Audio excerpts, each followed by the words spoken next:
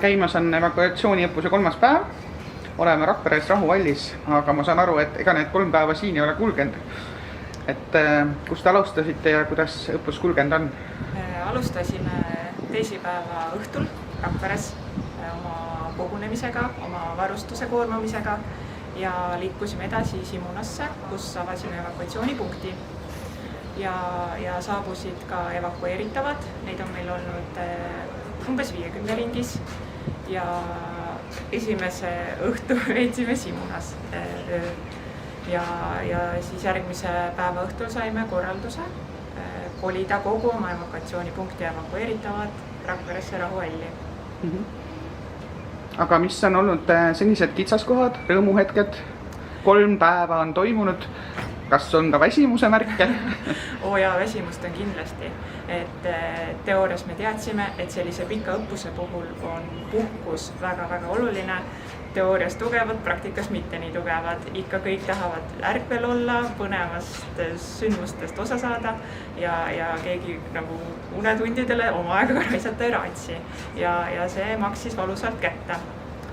Eile õhtul oli peaaegu kogu meeskond väga üleväsinud, emotsioonid keesid üle pea ja samas saime sellest väga suure õppetunni, et kui me olime hommikuks ära seedinud, maha rahunenud, siis saime aru, et me saime väga väärtusliku õppetunni. Kus seni pole ka õppus just päris nii pikalt kestnud, et 4 päeva, aga kas koorus välja siis mõndasid õpikohtasid, mida veel rohkem jälgida või saite selle õppuse käigus ka midagi kõrva taha panna?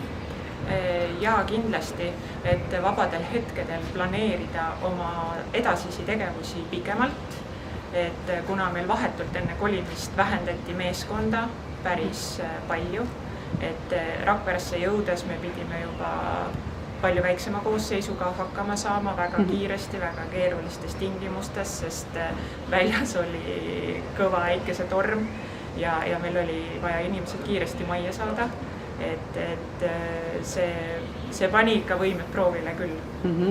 Aga palju evakueeritavaid oli ja millega teil rinda tuli pista, mis need olukorrad olid?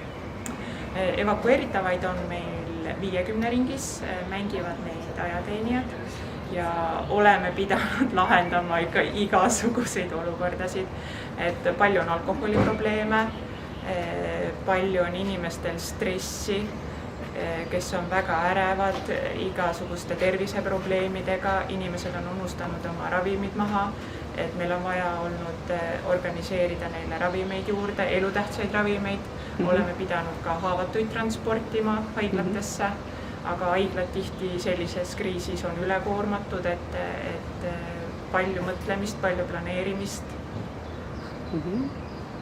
Tore kuulda, kas oli ka selliseid magusaid pärle, mille üle head meelt tunned?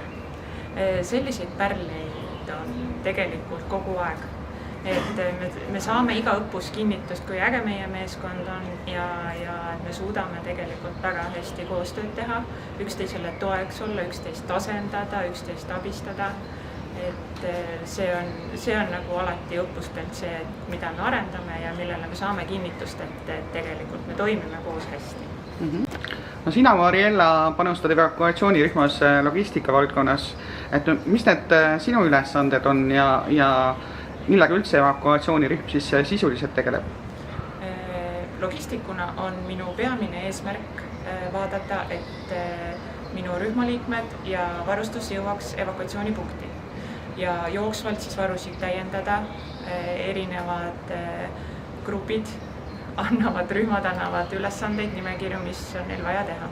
Aga kuna meie meeskonda kõvasti vähendati, siis olen pidanud tegema ka julgestajatööd, oleme personalil abiks registreerimisel, oleme meditsiinil abis, nii palju kui me oskame, esmased esmaabi-teadmised on meil kõigil olemas, oleme saanud erinevaid koolitusi, et meie eesmärk ongi üksteist asendada, kasutada, et kõik liikmed oskaksid kõiki ülesandeid lahendada.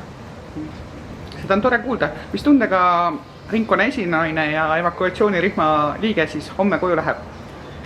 Ma arvan, et ma olen väga väsinud, aga lõppkokkuvõttes kindlasti hea enesetundega, sest õppuse eesmärk on õppida ja õppinud oleme sellel õppusel tõesti väga palju. Et võib-olla esmapilgul tunduvad need õpikohad natukene karmid, teevad meele mõruks, aga kui me natuke mõtleme ja süveneme, siis me saame aru, et tegelikult eesmärk on saada kogemusi ja teadmisi juurde. Ehk siis elagu naiskodukaitsja. Ja mul on hea teada, et meie ringkonnas on täiskomplektis evakuatsioonirühm, kes ka tänasel õppusel on väljas 90% osalusega, mis on väga hea protsent, et ma olen väga uhke.